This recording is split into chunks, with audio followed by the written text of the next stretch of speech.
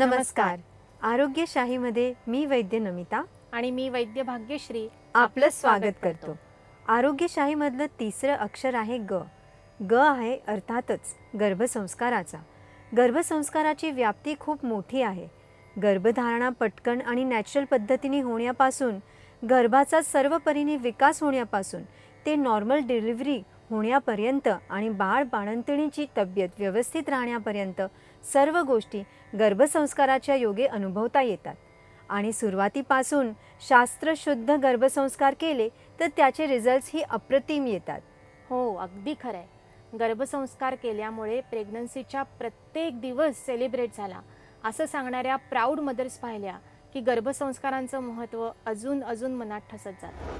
बाळ बाळंतिणीला उपयुक्त आणि संपूर्ण प्रेग्नन्सी तसंच डिलिव्हरीमध्ये सपोर्ट करणारं आपल्या सर्वांच्या परिचयाचं एक द्रव्य म्हणजे केशर. आयुर्वेदात केशर त्रिदोषहर म्हणजे वात पित्त कफ या तिन्ही दोषांना संतुलित करणारं, विषनाशक आणि कॉम्प्लेक्सर सुधारण्यास मदत करणारं म्हणून सांगितलेलं आहे.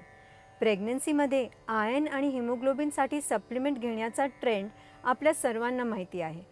पण केमिकल हिमोग्लोबिनच्या गोळ्या किंवा कॅप्सूल्स घेण्याचे साईड इफेक्टसुद्धा विसरून चालणार नाही. आणि म्हणूनच प्रेग्नन्सीमध्ये चांगल्या प्रतीचा म्हणजे शुद्ध केशराचा रेग्युलर इंटेक हा खूप बेनिफिशियल असतो.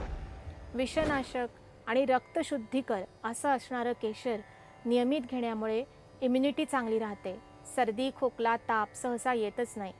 खऱ्या केशराचा रंग आणि सुगंध इतका सुंदर असतो की त्या सुगंधामुळे मन अगदी प्रसन्न होतं.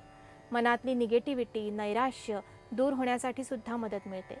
प्रेग्नन्सीमध्ये कमी जास्त होणाऱ्या हॉर्मोन्समुळे भावनिक चढ उतार स्टॅबिलाइज होण्यासाठी सुद्धा केशर उपयोगी पडतं. गर्भसंस्कारात शुद्ध उत्तम क्वालिटीच्या केशराचं स्थान अढळ आहे हेच खरं. मंडळी, हे ऐकून तुमच्या मनात आलं असेल की कसं आणि किती प्रमाणात केशर घ्यायला हवं. मार्केटमध्ये सहसा केशराचे स्ट्रँड्स मिळतात. स्वीट्समध्ये केशर टाकताना सहसा ते तसेच्या तसे टाकले जातात. आम्ही केशर नक्की टाकलं आहे हे दाखवून देण्याचा हा एक मार्ग असला तरी केशराचं ॲब्झॉर्प्शन होण्यासाठी त्याचं बारीक चूर्ण करणं आवश्यक असतं. यासाठी जाड बुडाच्या पॅनमध्ये अगदी मंद आचेवर केशर थोडं भाजून घ्यावं. खलाच्या मदतीने त्याचं बारीक चूर्ण तयार करावं.